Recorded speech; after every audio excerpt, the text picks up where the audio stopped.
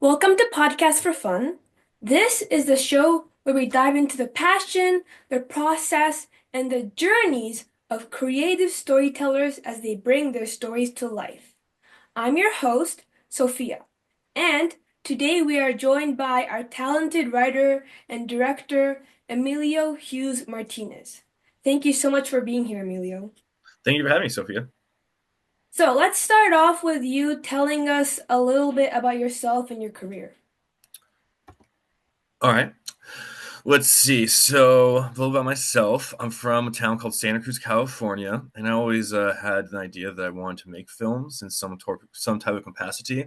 When I was young, though, I didn't really know how to accomplish that, so I thought the easiest way would be through writing. Because I didn't need a camera, I don't need actors, I don't need all the other props or anything. I'm Yeah. just going to, I guess, I just need a blank page and an idea. So that's how I've gotten to writing. It was a struggle at first. Besides not being nobody, I think turns just comes out a great writer. But also, I'm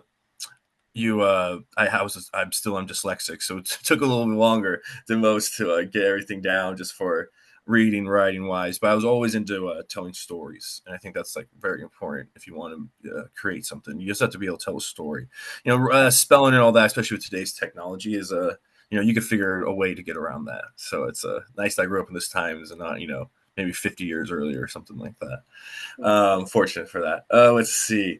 So I grew up in Santa Cruz. I always knew I wanted to do something in the film related. So I went to film school over in Los Angeles, studied screenwriting, and then through there I got an internship that later turned to a job at Eclectic Pictures. I worked there for a number of years. I still, at some capacity, do some work there with some producing credits that I have for different projects. Um, and that's when I was there. I really got into the producing world. I was shown what to do, what not to do, all types of different things. It was a, it was a smaller business, but they did larger scale movies. They helped out with a, they had a first look deal with Millennium Entertainment. I was pretty sure they still do. Um, and that's where I really started to get my feet into producing. And that's where I learned, I'll say, a good amount of my training was just through trial and error, just figuring it out for yourself how to make a movie and how to do it. Yeah. Um, I brought those lessons with me to make my own films, where I directed, produced, and wrote. One of them was like a 15-minute film called The Method. I did all right, won a festival in New York City for best experimental short, and then I made a 40-minute film this past year called The Fourth Branch that I wrote, directed, produced. The budget was only 20,000, but it's already won numerous awards, gone to numerous festivals. So it's so far done really well. I'm very proud of it. Yeah, and then during that time of me at Eclectic, I also got into. I was always writing on the side, because I was always just writing because writing is something I always love to do. It's just a passion too, something that I always plan on doing. And I just kept writing, and I wrote a script called Operation Underworld. It's the untold story of how the Nazis or how the mafia helped the Allies win World War II. Um, so it's a fun action film. And I had a director called James Cox who did Billionaire Boys Club and a few other films that he's attached to do that film. Um, yeah, I guess that's a little introduction. Sorry, I kind of rambled there. No, no, no. That's exactly like I love listening to your, career and it's very interesting for me. I'm kind of curious, what do you mean by like experimental film? How do you define a film as experimental? That's a very good question. When I put the film in there, I didn't think it was too experimental, but they called or they emailed me and said, "Hey, we think that it would do better in this category." So I did. That's that's kind of the reason why I did that. But I think just to answer your question, when it comes to experimental thing, I think it's anything that's because film it could be. I mean, usually it's a storytelling type of medium, but it also Yeah. could just be images. It could just be music. Yeah. Like you're doing a music video. That I feel like that's probably like the forefront. They don't really make music videos anymore, but I'm Yeah. 35, so I used to watch many videos when I was a kid. But back in the day, I would say that was like the forefront of experimental film, um, because it could you really you just do anything. It could be a dream. Mhm. It could be whatever you world you want to make for the music to go with to pair with. We R.I.P. David Lynch. He just passed away. He was really good at making experimental films. I felt like he always had a good theme to go along with it. Also, Who? Could you repeat that? Lynch, he passed away I think a few days ago. Oh, Let me I take did a not look, know. but let me see. I'm pretty sure he did, unless I got it wrong here. But when it comes to films like that, yeah, David Lynch, he died at 78. He made like Twin Peaks, Mulholland Drive. He made a lot of good films. So I think he might have been in the forefront. But even something like maybe like a Clockwork Orange or a 2001: A Space Odyssey, a lot of Stanley Kubrick's films could be Mhm. maybe scheduled under experimental in a way. Definitely for their times when they were made. They were so different and out there. So like I'd say, I guess like, would you say the cinematography is what makes it experimental, or You could say that. I would think more too. It's more of the subject matter itself. I see. Um, I would say 2001: Space Odyssey kind of ends. I don't know. Have you seen that film? I have not. You should Not describe to, it's all good, but it's okay. Not to it. give it away. It's been out for a while now, but not to give it away. It's the ending is kind of obscure and abstract in a way of you got to kind of figure out what it means to yourself. But you look at a lot of Kubrick's films, majority end with a question in a way.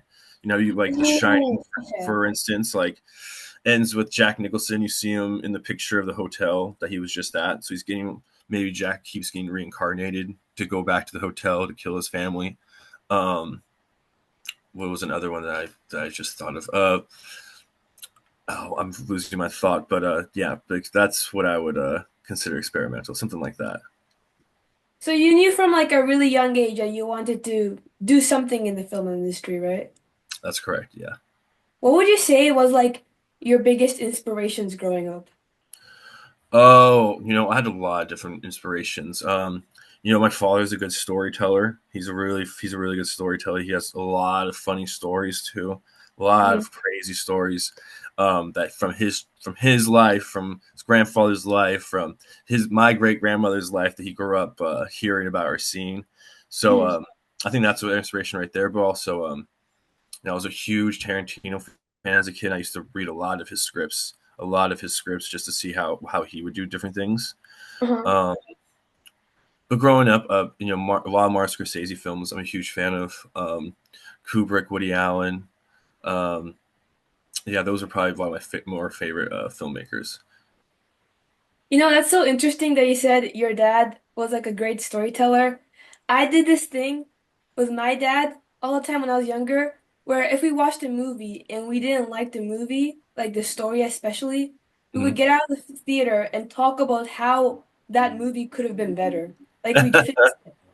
And then that kind of made me realize, like, oh my God, this is so much fun. What if I actually was the one who made the films? Yeah. You know, I'm far behind you. Like, you're far ahead of me, obviously, in your career. Like, I'm just writing scripts right now. Mm-hmm. So, much different stages, but I hope I can make movies like you someday. That's what I'm Oh, working. thank you. I appreciate that. It's just the little things. I always put in especially when I was younger. I read somewhere that you needed 10,000 hours to do something to make yourself an expert. So I Yeah. really took that to heart. And when I was younger, I used to write and write and write. And a lot of it wasn't that good. Some of the stories were okay, but a lot of it overall wasn't that great. But I think it really helped hone my craft over time, which Yeah. I think really helped. It's starting off young too, just doing something all the time. Now I mean, even now though, I see a difference in my writing from a year ago. I read something a year old or 2 years old, like, this is trash. I can make this a lot better. And it's just that's this you just grow as a person as you grow as an artist. It's just kind of how the world evolves in a way. Mhm. I feel like the best way to learn is by doing it, right? So, I completely agree. My time at Eclectic Pictures, that's one thing that I learned. You were just kind of thrown to the fire to figure things out. And it had a sink or swim mentality when working there, but that teaches you a lot. I think it teaches you a lot about yourself, also how resilient you are. I wonder, I'm not exactly sure what a producer does. Like in my mind, a producer is someone who, gives a director like the money to So create. producers produce. That's number one. So that's number one. But really, what they do, it's a combination. So I feel like some producers are like you said, they get the money, or they're Yeah. like money guys or girls, people. So Yeah. they cash checks, or they know how to get a check, one of the two. Yeah. Um, Other producers are good at attaching, so talent, so they will be able. They're good with a certain actor or a certain agent, or maybe they're a manager of a certain actor, and they started their own production company. That happens all the time. A manager and will get work together with the actor, make a company. The manager kind of filters in what projects he thinks are best for the guy or woman, the actor, the talent, and then they you know kind of mush them together with some other guy who's bringing in the cash. I So that's kind of a producer would do one of those two things. I remember at Millennium Entertainment, one of the bosses was named Avi Learning. He said, "You're not a producer until you put some money into the game." I mean, I have to kind of agree. If you want something done yourself, you're going to have to probably roll the dice yourself. But most people will tell you do not put your own film into your own movies. Most people will tell you that, and it's probably a safe thing to say sometimes, depending on where you are in life or where you are as a artist. But maybe when you get to a certain point, you should maybe run the gauntlet and see how you do. why is it not safe to make like produce your own movie in your Not own? produce it, but not put your own money into your own movie. Most movies, sad to say, Oh, don't make any money. Very few of them do. So if you look at all the movies that are made, all the films that from you go, just look at the film festival circuit and look at all the films that are submitted. Most of them aren't even get accepted. Out of those ones that get accepted, most of them aren't even going to get any money for it. And if it's not a feature film, so you're looking at a short film, there's no very small chance. We're talking less than 1% of your short film getting picked up and being played at a major thing. Most people aren't looking for short films. You're yeah. making a short film really to work on your craft and Yeah. get ready for the big show of a feature film. Yeah. Um, so you're not gonna. It's not always safe. There has been stories. I'm forgetting the actor's name. He was also a producer. He was in a movie called Rosemary's Baby. And I'm forgetting the family's name. His son's a director. I think he directed God, what's it called? Notebook, something like that. And Wow. I think of the Cassavetes. I think it's Cassavetes. I might be wrong here, but the father would always he was making movies and he would like put like collateral, get money from collateral from his house or whatever, and then put it in towards the movie. And he always made enough so it kept like being okay. But I mean, all you need is one not to be enough. There goes everything. I watched a video, I think, talking about how movies pretend that their like film didn't make any money because they didn't want to give any of the profits to the actors. Is that real? No, most actors are going to probably once they're signed for something. Most of Uh-huh. them, very few deals nowadays too are like back end type things. It's what you're going to get front loaded right then and there. So maybe they're doing a movie that's lower budget per se, and Mm. they just believe in the story or whatever is going on, and they're going to get paid for their day or two, and they're done for the rest of the time. Whatever they get paid, they get paid. If that movie decides to make a lot of money, the ones who are going to reap the rewards are going to be the producers, especially the Oh, ones who found the cash. They're the ones who are going to get majority of it. oh yeah, yeah. So I'm wondering how many films did you get into like film festivals? For film festivals that like films that I've only written, directed, produced, it was only two films, but it got into one for The Method, which is how it was like a serial killer story. I made it in like 2019, and it was like a method actor gets a method actor gets a part of a serial killer and takes it too far.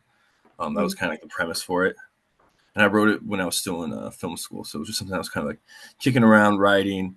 Mm. Um, Funny enough, we filmed the first time, and we didn't have the good actors. It just wasn't right, So Yeah. I learned a lot the first time, thinking like, oh, like I need to do this, I need to do that. Like I could have written this to do this, I couldn't have done that. But it was my first time directing, so I rewrote it, made it a lot different, basically kept a few actors, got new actors, filmed it, and then that's when it won and it got out. So it took two tries for that one, but I think it was a good learning experience for me. And then this past one, the fourth branch, it got into I'd have to bring up the list, but it was Los Angeles Independent, Montreal Film Festival. God, I'm forgetting right now. I'm so sorry. Okay. So did you get those films in the first try? Yeah, so you just turn them. I finished the fourth branch June of this past year, June Mhm. 20th ish, and then I started immediately putting into festivals that month.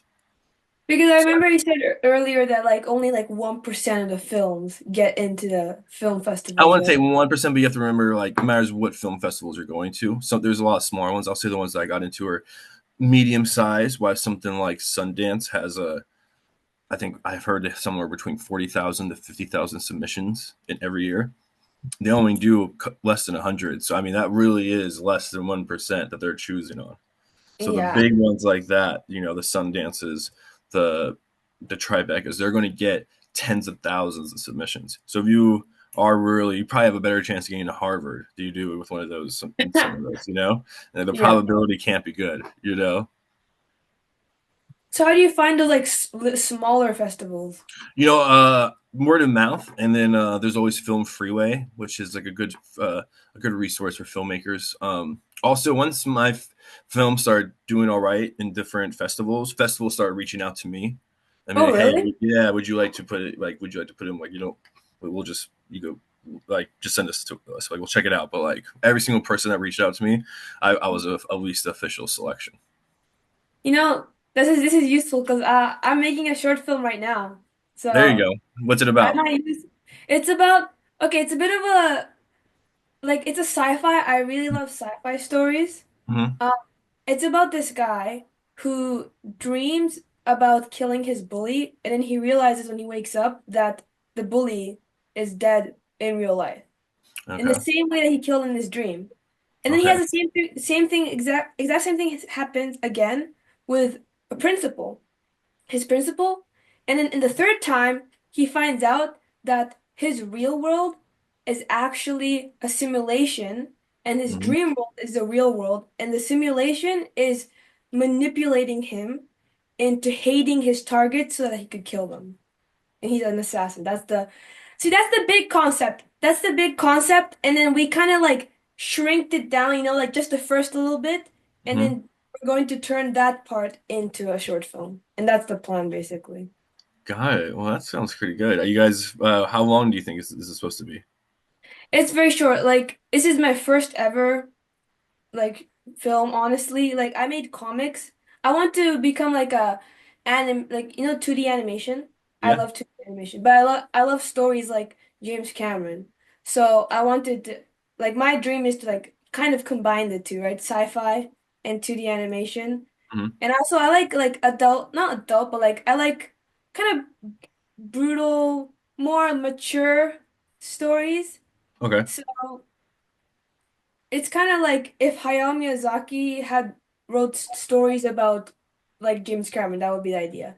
And so this is my first time doing 2D animation. It takes much longer than live action because I've done live action before, and people can move around. It takes like still takes a bunch of shots, but Yeah. actually drawing out, and then I have animators, so it's kind of gonna. I think it's gonna be kind of hard. So it's only 5 minutes.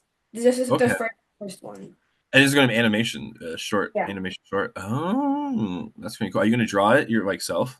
Yes. Well, I'm gonna do a storyboard. I'm gonna have other people animate it for me, but I'm gonna do. I'm And kind of how much is this like budget going to be? If you know what I'm asking. I honestly have no idea. I'm telling myself like it's only 5 minutes, right? So Yeah. I'd like to keep it under 1,000, but I don't think that's gonna like it'll depend. I'm not even. Thousands really very low. It's going to Yeah, be I hard to know. grow. But I was thinking for 5 minutes maybe it wouldn't be that bad. I tried to get someone animating like 5 seconds and it wasn't ex like I think it was like because animators these days are paid so low. Yeah. It was not that expensive when I had them animate like I think like just like a 10-second scene of someone dragging their leg, an injured leg. So I Okay. think that's based off of that, I'm thinking it's probably gonna hopefully I'd like to be under 1,000, but I don't think it's gonna be under 1,000. That's the Whatever. and It's your I'll first one too, so it's yeah. going to be a learning experience no matter what. Yeah. So what kind of movies did you watch when you were growing up? My parents were never big on censorship, so I was allowed to listen or watch or read whatever I wanted to. So, like, one of my first memories when I was a kid was I went and saw Jurassic Park in theaters, the original. It came out like 93, 94. I was born in 89, so you guys could do the math. I was very young to go Yeah. probably go see that movie in theaters. But I really want to go. I was a huge dinosaur fan as a kid. I really, really want to go. And my parents took me in theaters. And yeah, I still remember that like experience of Jurassic Park watching it when I was a kid. Like it was like bigger than life for me to like see it. So that those those type of movies, Spielberg type movies, the ETs, the Jaws, I really liked as a kid.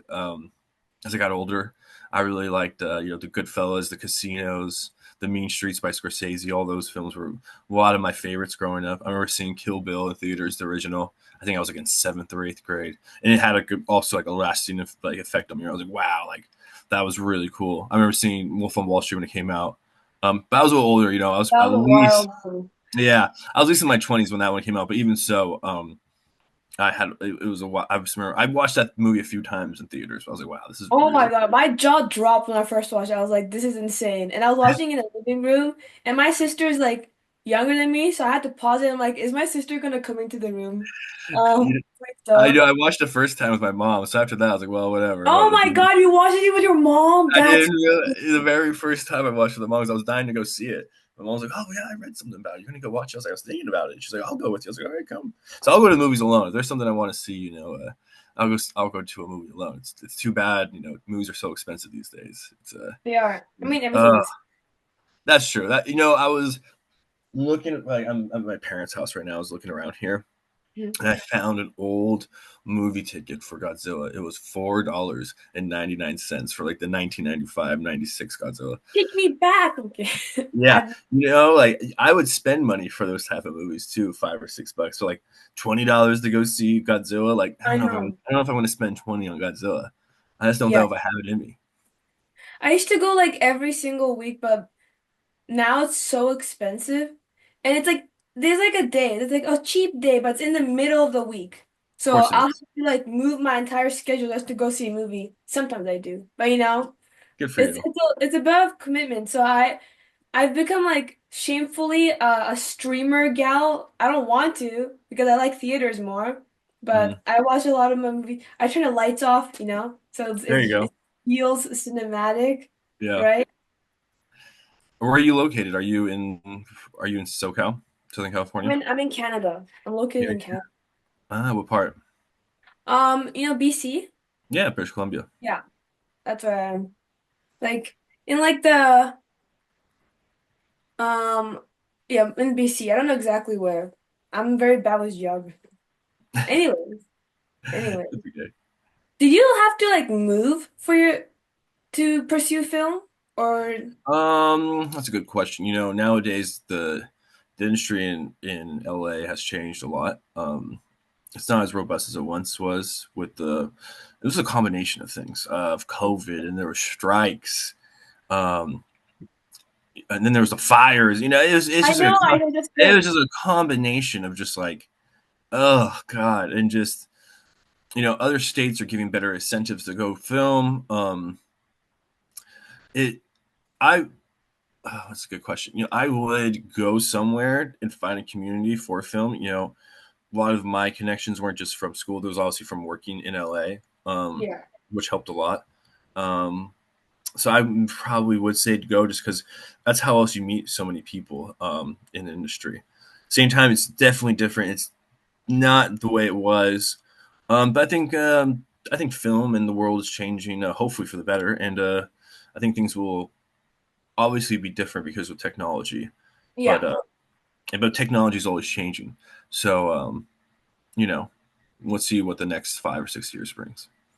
I just think that like, you know, the modern age, it's more easier to connect with people because social media, right? A Hmm. lot of people are found through like the internet.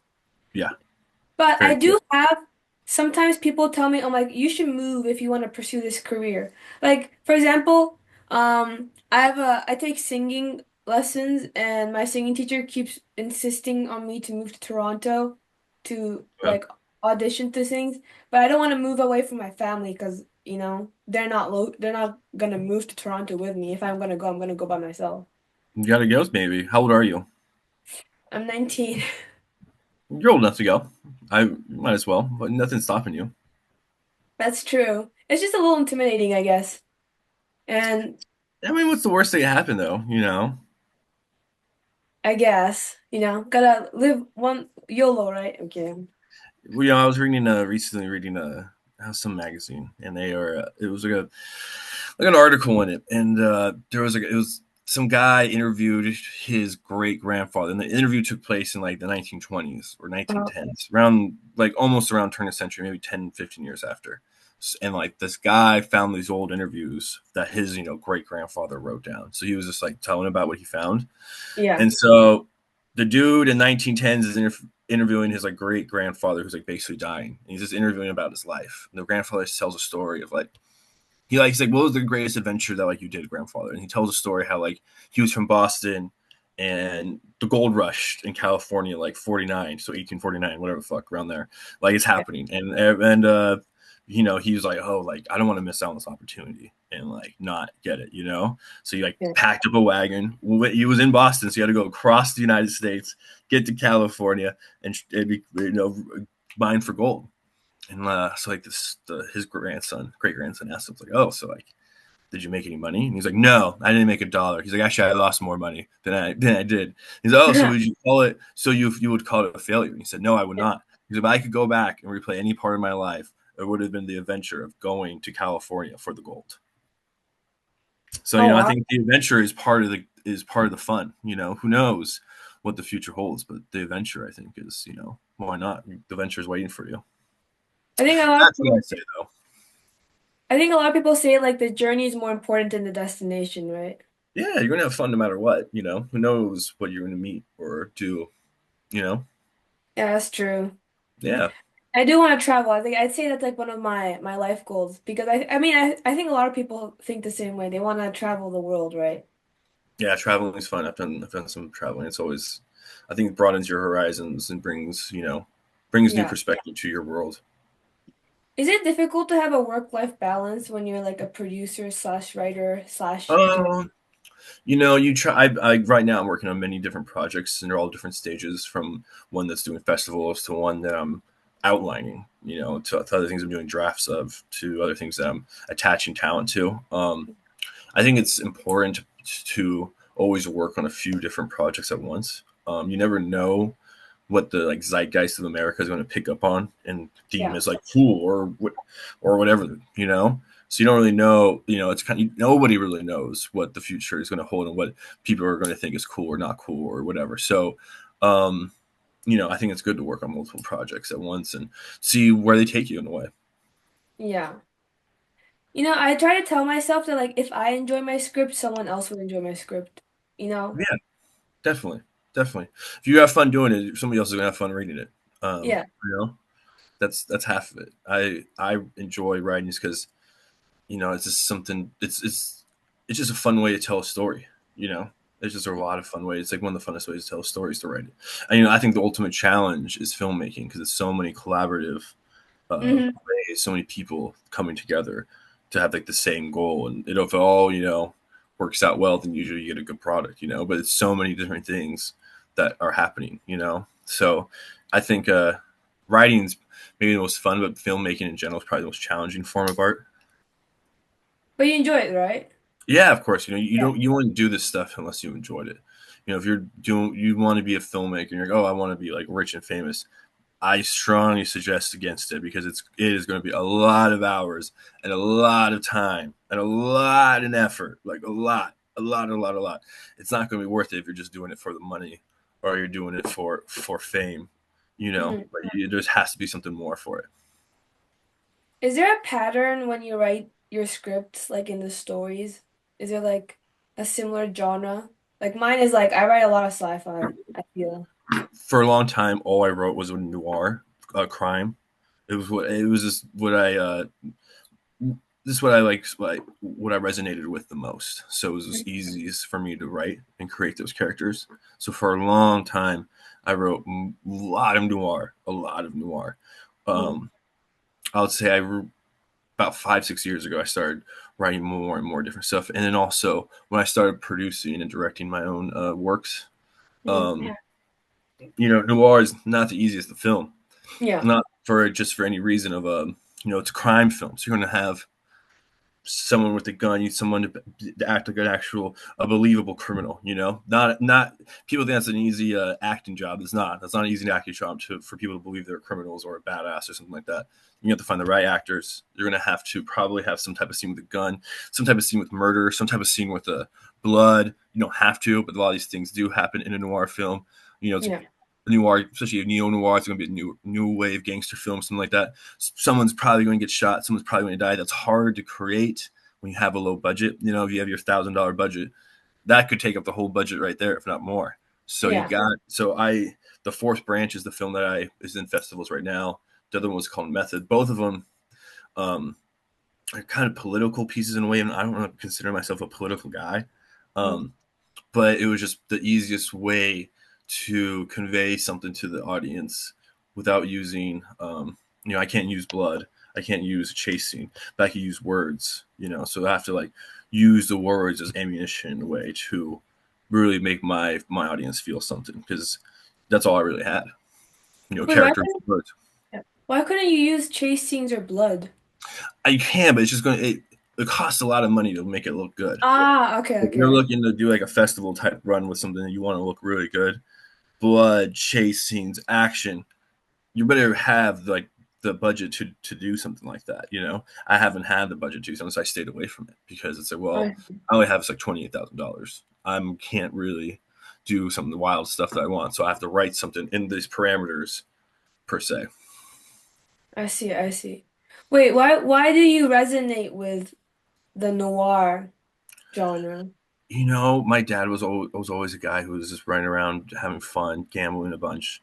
Used to take me to bars all the time. Mhm. Still does, but yeah. So I think just the type of guys that he was around, type of guys that I saw around, that was just easy to make a characters off those people because they kind of were characters in a way. Yeah, I also do it too. I feel like a lot of my characters are just people from my real life. Yeah, for Is sure. that- It's something you take you take a snapshot of them almost in a way. Yeah. Were there some things when you became a director that you didn't expect? Um, you know, I I guess one thing that I learned was this: you do a lot of pre-work before you get on the set. I mean, I must have done a lot of at least 4 or 5 rehearsals with my actors, and I had ideas of what to bring on set, also to make them a little more surprised. Like we didn't rehearse everything, but Yeah. I made sure that for the most part, we were prepared. That's I guess that was the major thing. Like the preparation that goes into it is a lot, and it's is so much preparation, and you need the more preparation the better. I don't think there's you never not be not prepared, because a lot of my films that I also was directing, like they're running gun. I didn't pay, I couldn't afford it. I can't pay for to have like close off a street, or in Los Angeles. You film in Los Angeles, you have to go through like I forget what it's called. It's some racket BS where they you have to give them the street, and they don't even corner it off, and they basically it's a shakedown. They just want money from you, and it's like, oh, you want to film in this? We're talking like a warehouse street down there. Give us $4,000. It's like, I'm not giving you $1, bro. Like I'm not going to give you a cent. I'm just going to film wherever I want, and if you kick me off or private property, I'll just go somewhere else. You can't follow me all night. You can't follow me forever. I will find. So I had, sets that I knew that I wanted to shoot, but cops come, they throw us off. But I already have a backup set too. It's like, okay, like company move, let's go. Everybody loads everything, follow me. I send out directions. We go to the very next set, and we just shoot there until basically the cops came. And I did that. I've done that a few times where I'm not paying any permits. I'm not paying the city anything. Like they're not going to get $1 off of me. So I'm going to film where I want. And but at the same time, you have to be prepared, and when we say action, like let's go, like it's on. Like we only going to get maybe 5 takes of this. Also, it's just also put yourself in places though. You don't need a lot. Like if you only need 1 or 2 shots somewhere, pull it off. But also, like if you get an Airbnb or someone's apartment or your place, if whatever you have to your disposal, use that. Like I've used I have a place in Brentwood that I use all the time for my films because it's like, well, it's a free set. No cops Yeah. are coming. I can do whatever I want in here. You could be we could dress it up to be anything, you know. So I guess yeah, you can't be a perfectionist when you're being a director. You It can doesn't be a matter. perfectionist for sure. I think it's good to be a perfectionist, but you just need to have your eyes open to whatever possibility. Don't just have tunnel vision and rely on your own vision. Listen to the people around you. Like I always have, I know what I want. It maybe I don't know how to exactly get it. Like I'm not a huge camera guy. Like I don't know all the technical stuff with a camera. I don't know like but I know what I want. I know what I want it to look like. If I can't find it on a movie before, or if some, or I can't like do it on a camera or get somebody to do it for me, like I'll like explain it to you. But usually I'll find an actual example and be like, okay, like this is how they did it here, but how we're gonna do it, blah blah blah. And then we're gonna shoot this and this, and then my DP will be like, yeah, yeah. He's like, maybe I'll add X, Y, and Z. And it's like, yeah, you're the expert. Yeah, add that. Like, Yeah. and next thing you know, it's like, oh, that was one of the coolest parts of it. I gave the dude the additional idea. He kind of ran with it, put his own spin on it, and there we go. Like that's the type of thing that I like to do.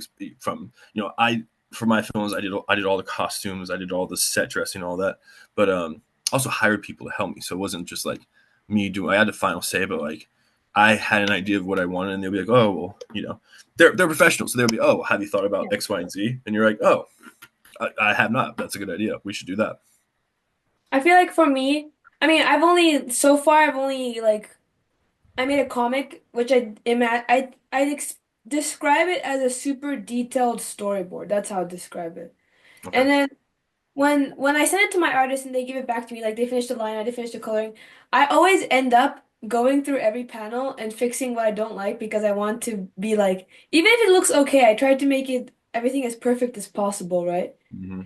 But I think that's also like a minus because it takes away a lot of time from if I could have done something more, I could have created another idea. I could have done something more, I guess, productive rather than fixing something I've already created, if that makes any sense. I think it's that's good though. I don't know how many times I go back and rewrite something. I've rewritten things 7 or 8 times before, sometimes more, sometimes 10, 12, 13 times.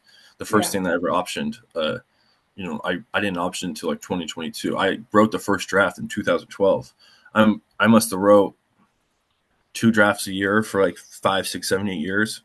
It's a lot of different drafts, always going back because it's. I think you should strive for perfection, but at the same time, art in a way it's never really finished. It's Yeah. just abandoned, like you just finally can't give anymore, and that's it. That's just how it is. But I think it's always good to go back and keep working on your previous works and keep trying new things. Don't be afraid to try something new. Do you find yourself ever having to like compromise when you're directing or filming or writing? um I would say I compromise more during the producing part, but writing here and there, if you're paying me, I gotta kind of bring to you what you want in a way. Yeah. It's not really what I have. I'll pitch them stuff, and they'll be like, yeah, but I think we should do this and why. And at the end of the day, they're kind of paying, so it's kind of like I got to deliver the goods on what they want. Regardless if I think they should go a different way. Mhm. But I wouldn't call that compromise. I'll call that a good business. I gotta do what I'm asked to do for the Yeah. price. It's all about how you look at it, and then it's all about the mindset. Very true. Very true. How do you get a script like produced? How do you find someone who wants to turn your script into a film? Well, feature film, you're going to need probably to start with one of the two things, really, funding or talent. One of the two is going to get you. For my first film, I met an Oscar winner who wrote the Green Book. He also produced it. And Wow. so I pitched him my idea for the script that I wrote back in 2012 that I told you about, um, and that he was my first attachment. Yeah. So I was able to grab him. He did a draft, worked a little bit together, turned it into Millennium Entertainment. Um, they liked it. They gave us notes. I did most of the notes, but whatever. Got it ready. He also did a good album too, and then sent it back, and that's how it happened with the first attachment. That was how I did it with that. So you're going to want an attachment of some sort. That's Oh, usually the key. So that's why it's kind of good to go to LA because then you can meet managers who are going to be agents, not so much, but managers are the ones who really read the projects. and that would be the kind of step. Once you have a couple of attachments, more and more people are looking for you in a way, or looking for that type of project. So that a lot of companies, like, they're not looking to do all the work, like they Yeah. need something. They're looking for you to bring something that, or it has money, Yeah. or it has talent attached. So maybe the other team just has to go get money, or the other team, or it has money that we all need to just find some actors. Mhm. So you're going to need one of those two to start with. I would say that's your best strategy. Get an I guess attachment, get some money. One of the two, I or both. well, both would be ideal. Both would be Attachment. ideal. I guess you were the talent, so you didn't really have to like look for a You know, talent. I'm not there yet, unfortunately. I don't think anybody would consider me some big talent. So I'm working on it though. But yeah, that's you. I'm still a producer, I would say, who has to look for, especially for feature films. Uh, yeah, mostly feature films. I was going to say television, but mostly feature films. They're looking for a star. I mean, even some of the festivals I got into, I said there was like mid level festivals. I went to these festivals. A lot of them, I was the only film that didn't have like a somewhat movie star in it. This is like a 30-minute film. Like these guys put a lot of money into their films, a lot. These like short films, easily hundreds of thousands of dollars Yeah. that they poured into it. Got a somewhat named actor, like someone you would recognize, but you're like, oh, I know who this person is. He was in whatever, you Mhm. know. Um, that's what they're looking for. If you don't, even on a short film, like I won't ever make another film, a short film or a feature film without a star. Not because I don't think the people who did my movies previously weren't great actors. It's just that it's an uphill battle to Yeah, get into film, get into festivals, or even sell your film or something like that without some type of name attached to it. I see. So it's like you need network, you need to like connect, you need connections with people, right? To be able to, It's a big network, and we're in a time now that a lot of people are, most companies are doing really huge budget, Superman, superhero biography, uh, true story based on a book. yeah. That's really like those four things is only really being made right now. And they're all really high budget films. I don't know if that model is going to last forever. I think as time goes on, um, people are going to get tired of watching superhero movies, and also they're just, I think times will change, and that money will have to be siphoned to doing lot of shorter projects, and Yeah. I think that would be good for the industry, and good for more people who are up and coming, like myself and I like yourself. So then, be more jobs out there and more opportunity. I don't like all the sequels and the remakes. I want new things. Like something was made for movies, not just like a book based off movies. So Yeah, and the remakes too. There's not as many good ones coming out. There's some okay ones, but majority are just not. And the I think especially American audiences are feeding for something new, something different, something that pops out at them. What that would be, I'm not sure, but also I think artists are a little scared to cross the line with the different movements of getting canceled and everything. People are a little afraid to say certain things, so I think that also has something to do with it. But sooner or later, someone's going to want to take some chances, roll some dice, say some things that are controversial. But the same thing, it's like a train wreck. Sometimes you can't help but watch it.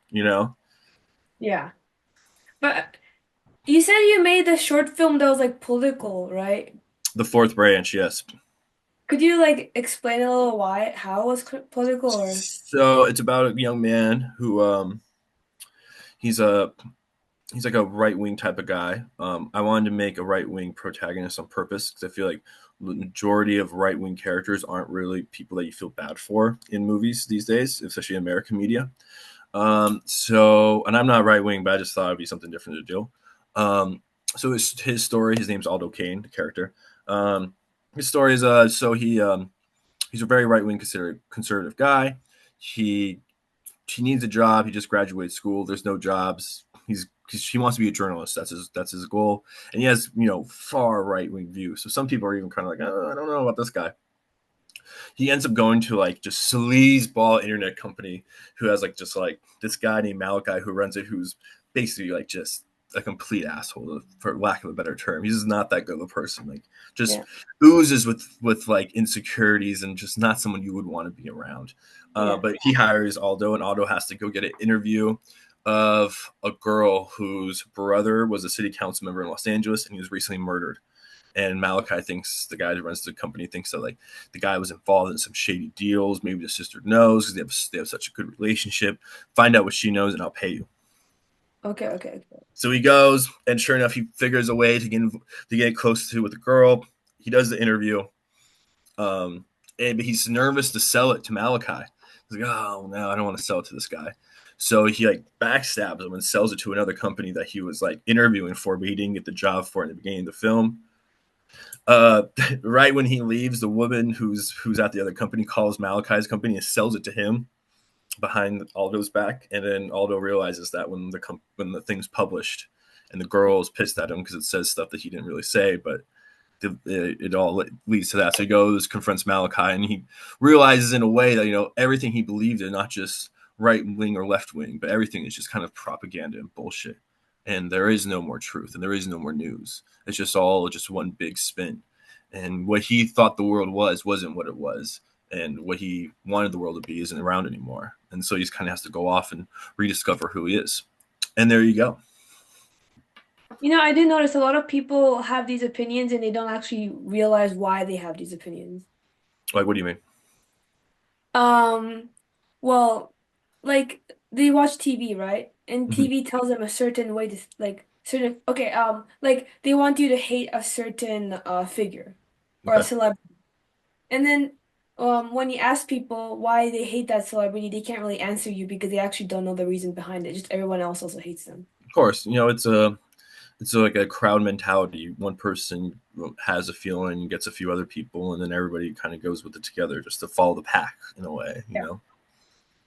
So I feel like that's like for that one, like when you describe that story that you wrote about the short film with Aldo, Yeah. realizing that all the things that he believed in was kind of just like propaganda. Mm-hmm. Propaganda is basically like even Nazi time, they kind of made, Germans hate Jews, you know? All that, and I think majority of news is propaganda. I got the idea from the film. I wrote the first draft in 2020 when the pandemic was, and I'm still a news guy. Like, I was even watching Inauguration right now, but I'm always going back and forth to see, because like I watch Fox and be like, this is so bad, they were just spinning. But then I watch CNN, I'm like, yeah, this is bad, they're just spinning. So I'm like going back and forth during the pandemic, and then, like, the idea came to me. I was like, yo, well, how do you write something without being biased? And then Exactly. It's that was impossible. That's it's impossible. it might one could call it impossible. So that was kind of the original idea I had for it, and that's kind of where the story came from. Was that first thought as I was going back and forth between Fox and CNN? Um, that's where I got the idea. I try to tell myself I like believe in something until I'm proven wrong about it because there's always new information. Of course, and I Right. think that's a good way to look at the world itself.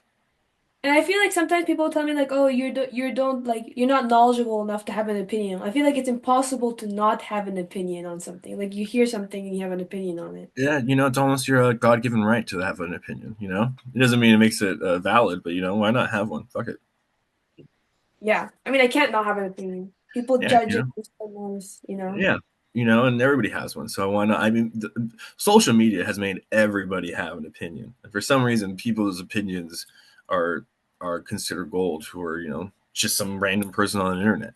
That's kind of what my newest feature that I'm writing, directing, and I'm going to produce, about a girl who I'm thinking she goes out and she get.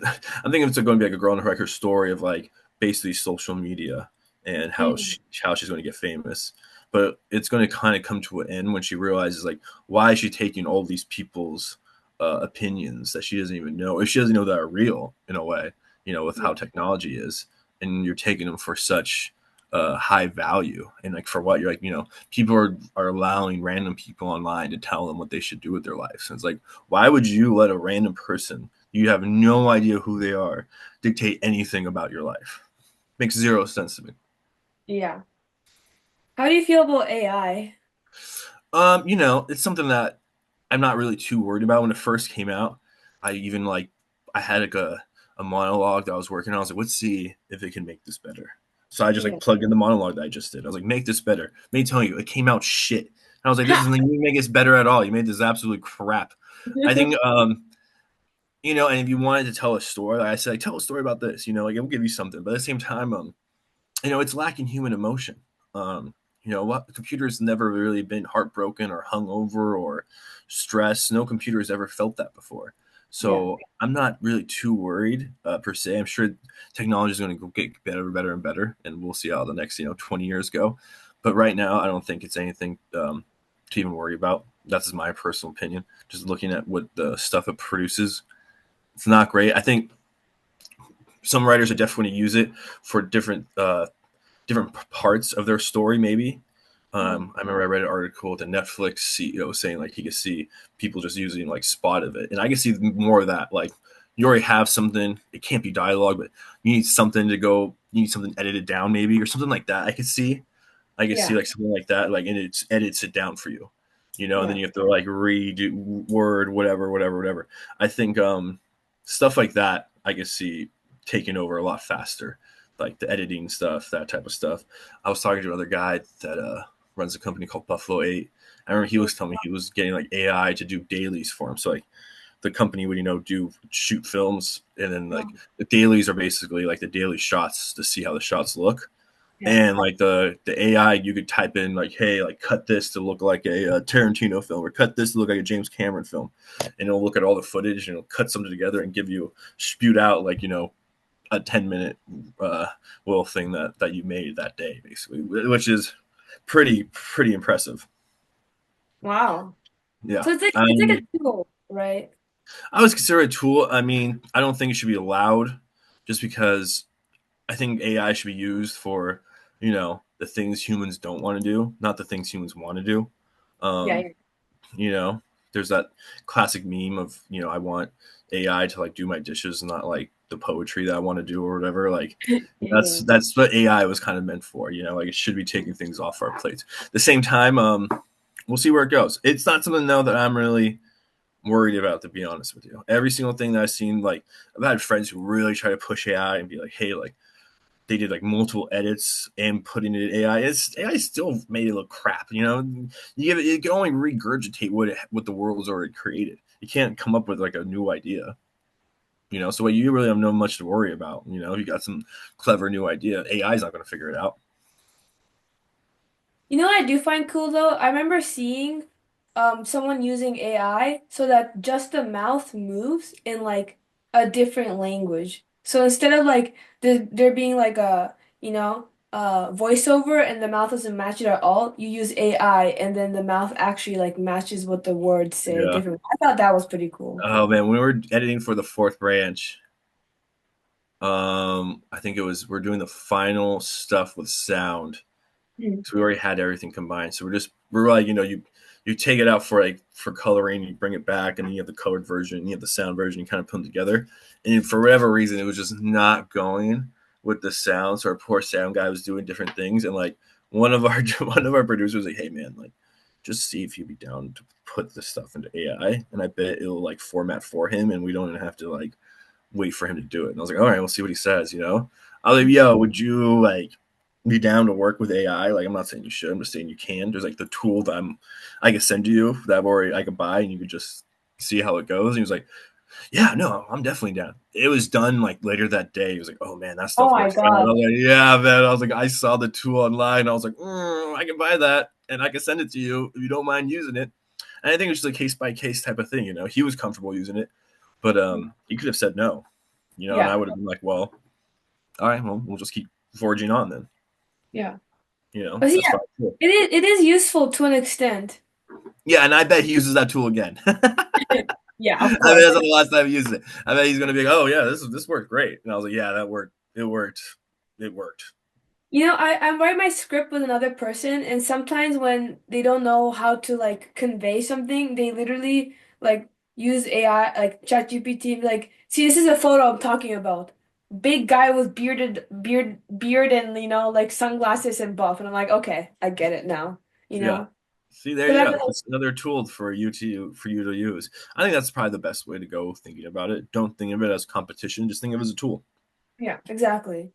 And like I don't think it'll ever surpass people anyways, because it's different. It's artistic, you know. Film is kind of like a human thing, not a robot thing. Yeah, it will take a lot to do so many jobs. Sure, maybe the writers might go first, maybe the editors after that, maybe, but the directors and actors, you can't. I don't know if you're going to be able to. The producers, no matter what, there's going to be a human factor to filmmaking, way on for hundreds of years.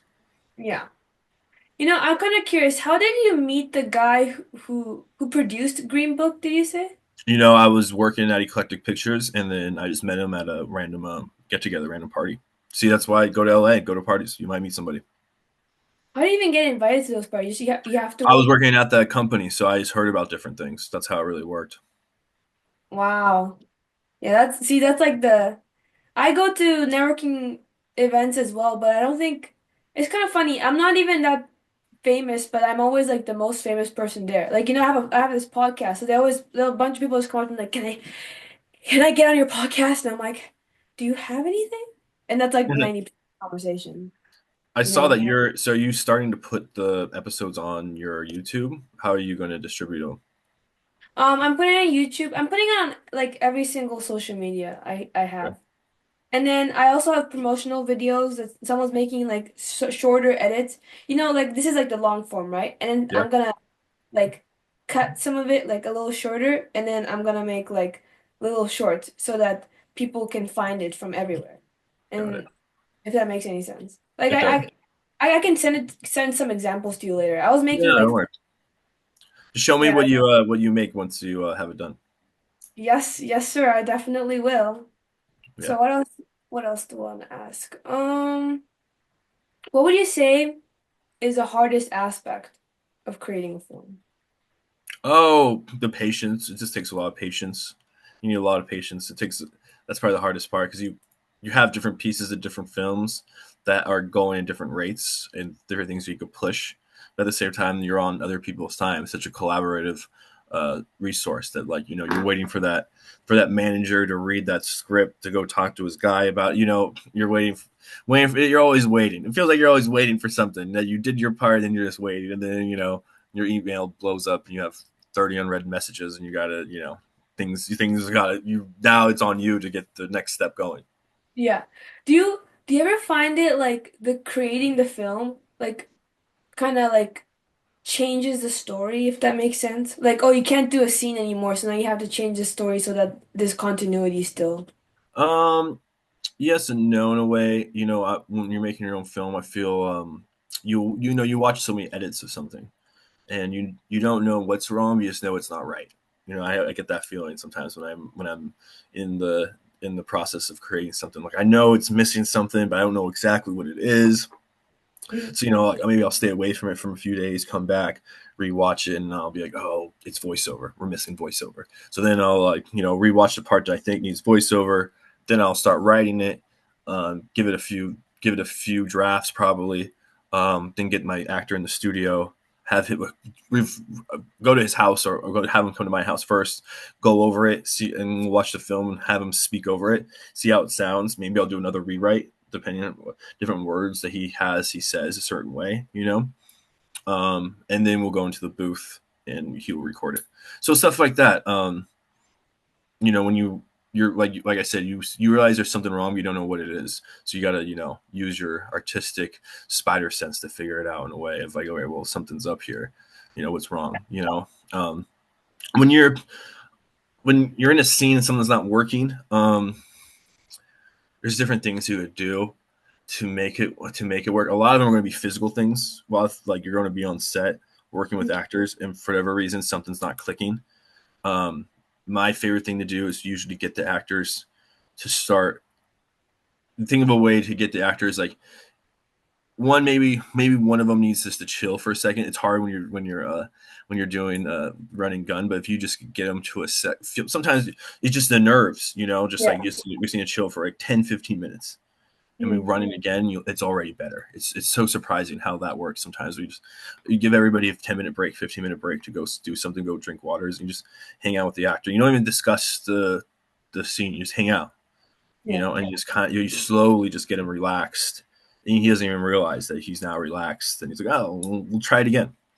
Also, just another physical one. I'll try to get one actor to do something. Like I'll tell an actor to have a goal. Like when you're doing indie filmmaking, you're Yeah. filming all over. So like you have a kitchen, so you're gonna film a kitchen. But like at the same time, like you need a reason for them to be in there besides just you like as a producer director be like, well, I got a kitchen, so they're gonna have to do in the kitchen. Like Yeah. the story needs a certain reason why these characters happen to be in the kitchen. Maybe one's hungry and he wants to make a sandwich. Maybe the other one wants to clean the kitchen.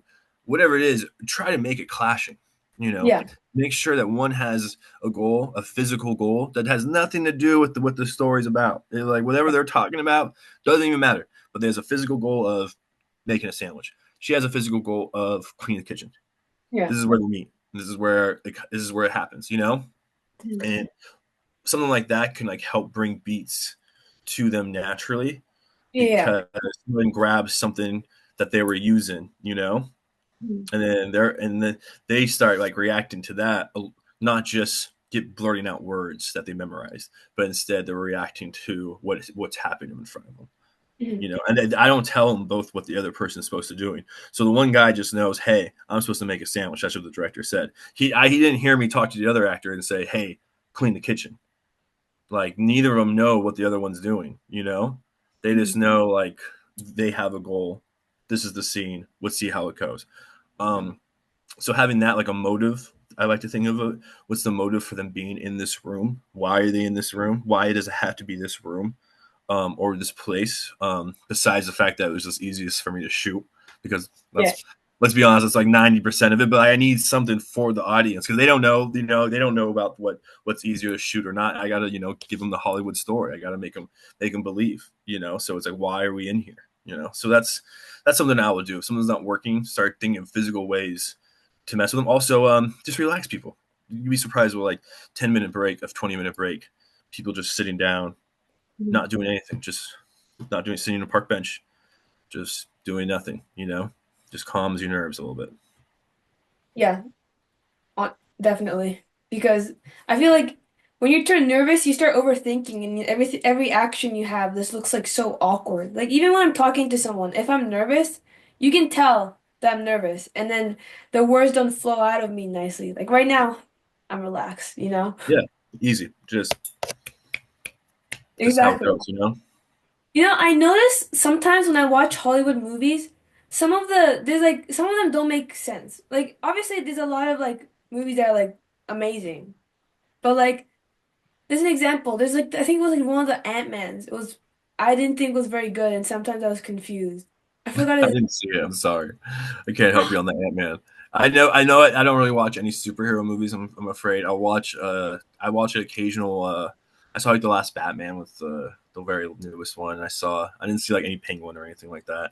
I'll watch like a Tom Holland Spider-Man because I think Tom Holland's a good actor. So I'll watch. And I growing up, I read a lot of Spider-Man comics, collected a lot of Spider-Man cards, like comic book cards, collected all types of that stuff. So um, I'll watch a Spider-Man because it's like I've read so many comics growing Yeah, up that I'm like, well, let's see what they did, like let's see if they took this from the comic, if they didn't, so it's fun for me like that. But besides that, that's the only ones I watch really. So I'm not a huge superhero person at all. Sorry. yeah.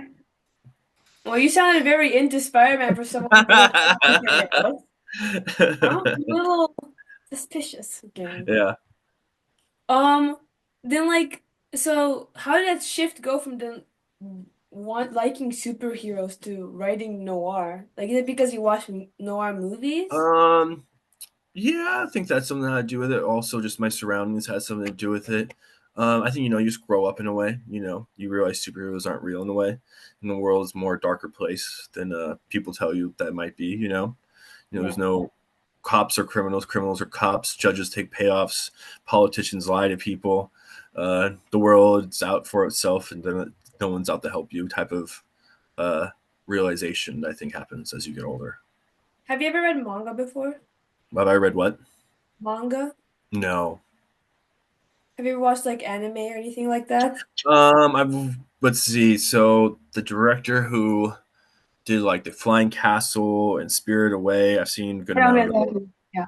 I had an ex girlfriend. She used to have me watch all those films. They were fun to watch with her too. Let me see. Watch all of those. I've watched some Cowboy Bebop. Mhm. Um, I'll watch here and there, but I haven't like ever sat down and like watched like a series really. What are your thoughts on them? I think they're cool though. I think it's a cool way of to have art and medium that people really resonate with, and Mhm. type of storytelling that's different. Also, it's a different type of collaborative effort than mine, but Yeah. still a collaborative effort of many people of with the same goal. Do you see a lot of difference between the that type of storytelling and Western storytelling? Noir and Western, it's very similar. It's almost exactly the same, I would say. Mhm. The cowboy of the Great West of the 18 whatevers.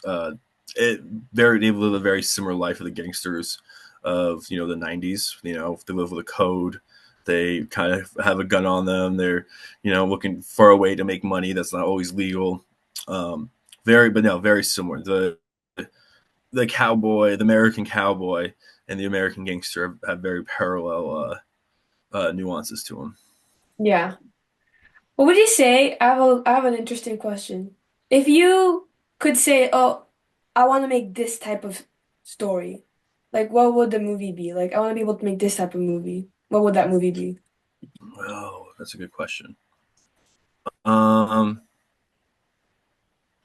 it would be something I'm probably working on right now. Maybe I'm working on a few different projects, but probably Operation Underworld, the one that I have that I optioned over at Millennium. It would be a fun movie with a bunch of Nazi spies running around New York, and the United States government is going to have to make a deal with the mafia to help whack out all of the Nazi spies, and people are going to be double crossing each other while doing it.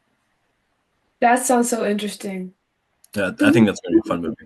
is it gonna be? Who's the main character? Like Nazi or the No, typical? so the main character is going to be a character that he's going to be like in the Navy, and he's going to be kind of a type of guy who runs away from his problems. And he ran away from his family. His family is connected to the mafia, but he didn't want to have that family connection.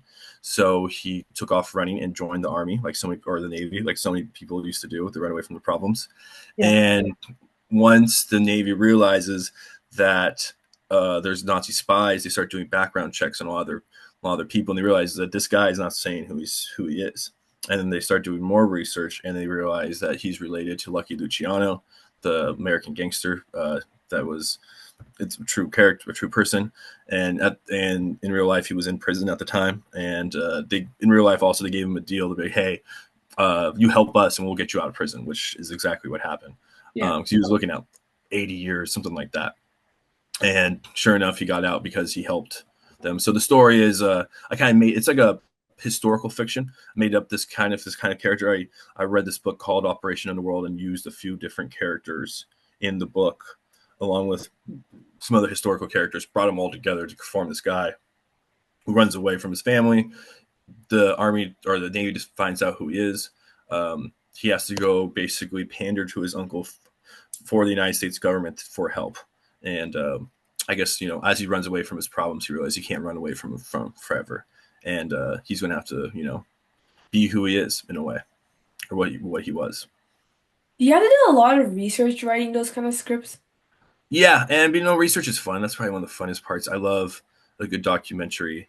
Um, I'll read different books, but I love it. I've always loved documentaries, and I'm working on one right now actually. But I love just like I love a good documentary. So if I once I'm writing something, I'll be listening to stories about people and during that era. I'll be watching different documentaries of people in that era.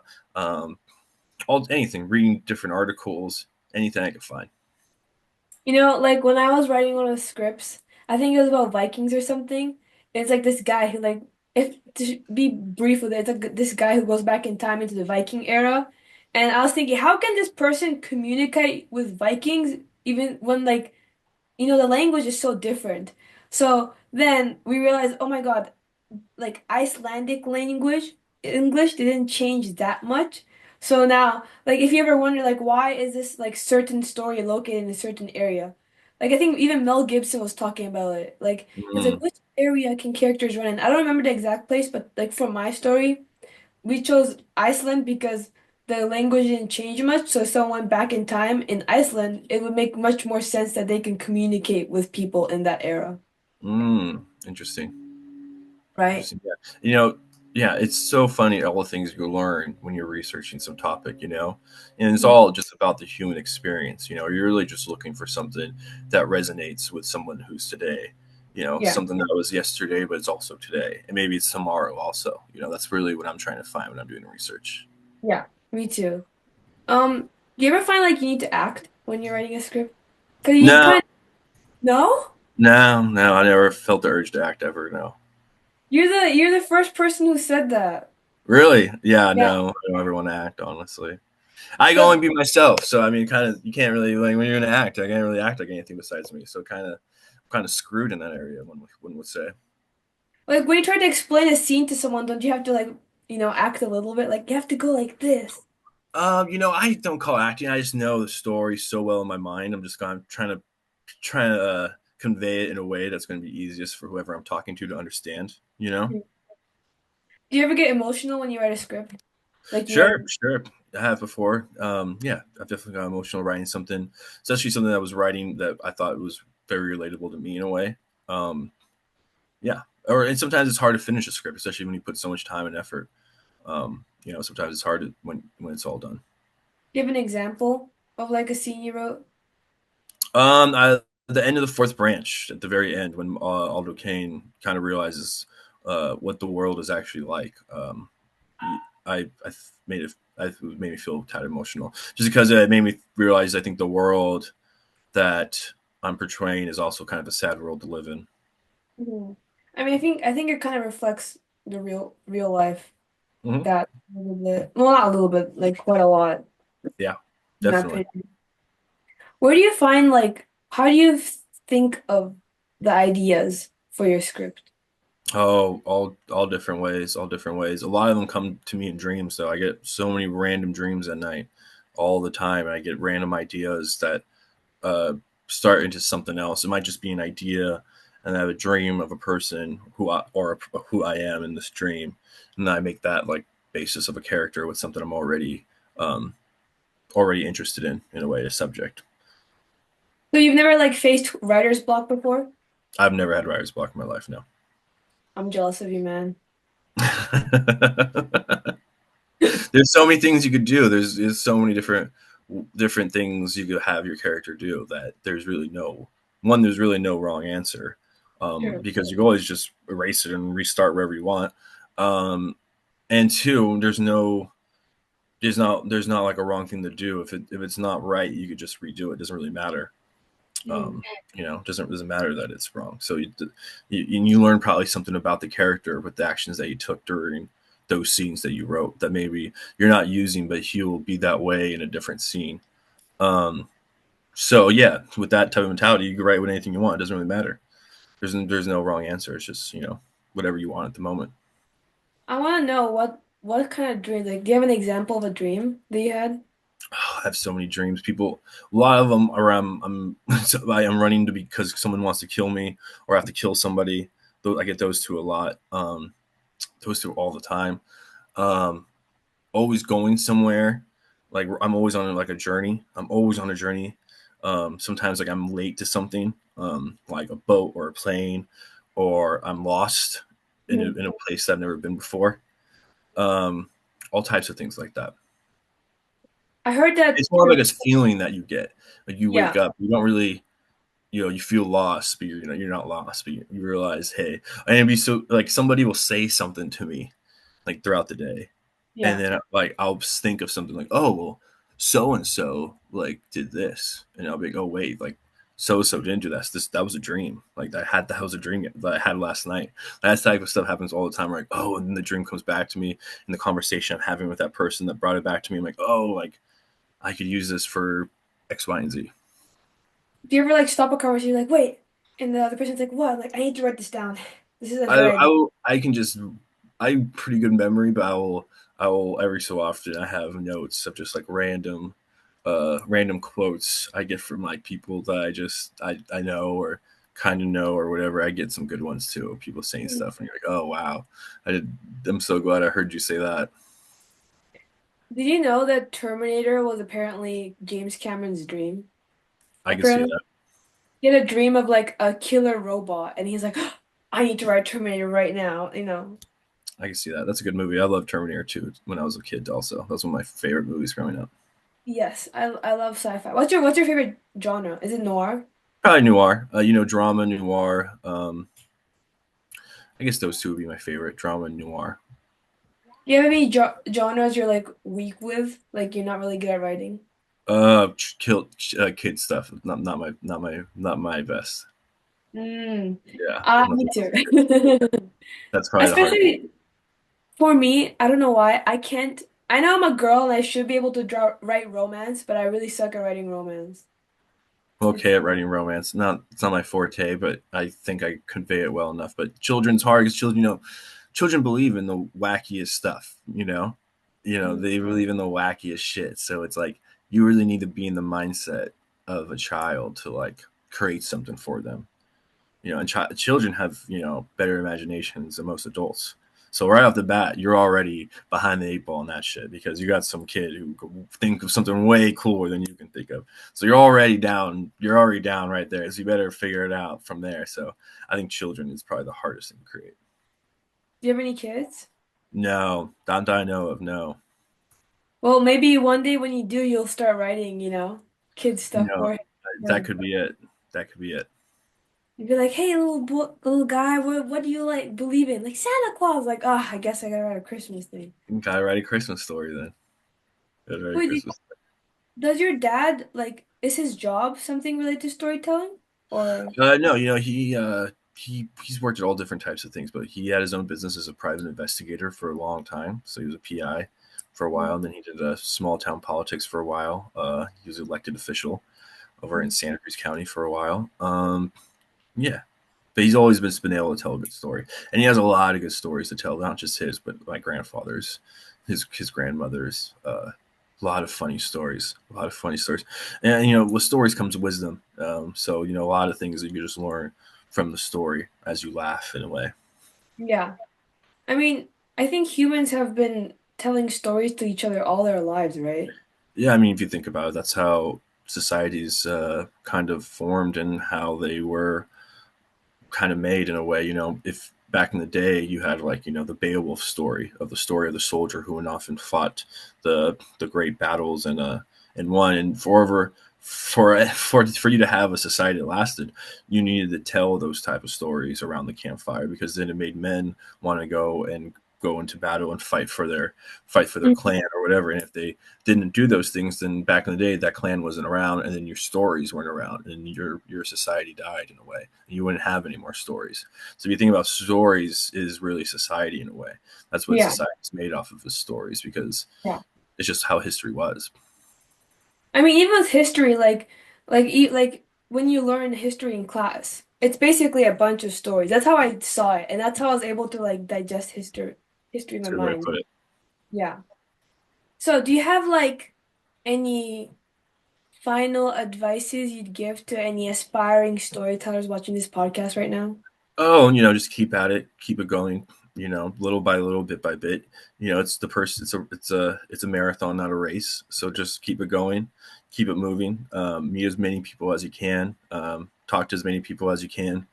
Um, just like that. And, things will come.